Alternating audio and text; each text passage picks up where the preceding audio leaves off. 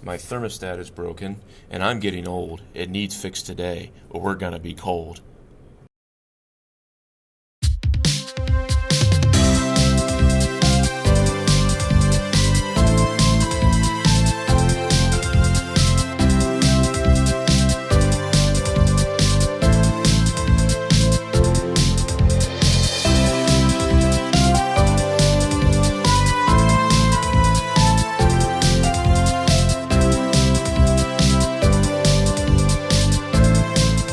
Anytime you're working with electrical stuff like this, you want to make sure your power is shut off to whatever you're working on.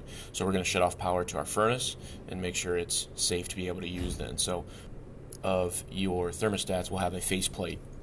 So we'll take off our faceplate because we're replacing this one, and we'll notice a bunch of different wires in there.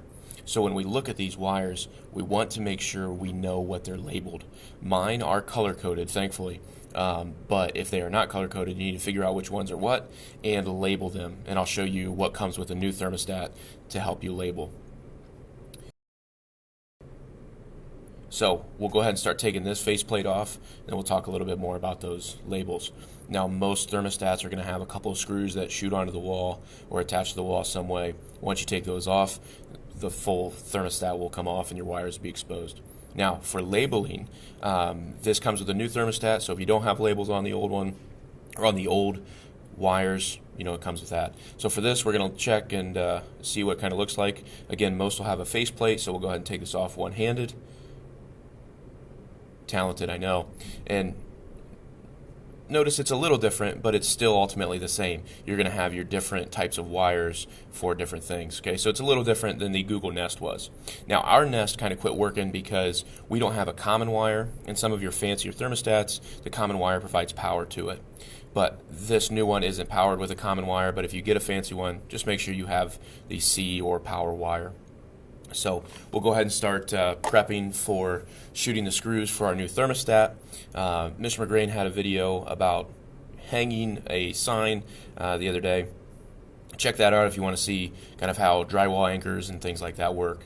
But go ahead, we got it attached. Now this one, we have to unscrew where our kind of wires connect into. We only need a couple of wires, like we said, with a Y, the W, the R, and once we get those, once we know what the wires we need are, we can then go ahead and hook them up. Okay, so once you get them hooked up, we'll tighten them back up, but then you want to make sure you pull on them to make sure that they are good and snug to make sure they have good connection. Once we have done this and we've attached our batteries, if your new thermostat requires batteries, then we'll be able to see how it works. Okay, now you want to make sure you change your batteries, because if your thermostat it doesn't have power, it may not run. It might cause your furnace to short cycle. So make sure you check those batteries or have the common wire. So we'll just reattach the faceplate like this, and we will go ahead and turn on the heat, adjust the temperature, and we are no longer cold. So always check installation instructions, but like I said, when you're working with electrical stuff, you always want to make sure that you are safe and shut off the breaker, and we're no longer cold. Another thing to take note of is, if you really wanted to do it right, you would then paint over the exposed wall that you need and, make it look super nice. But this is kind of a temporary job, so we're going to leave it pretty temporary and ugly like that for a little bit.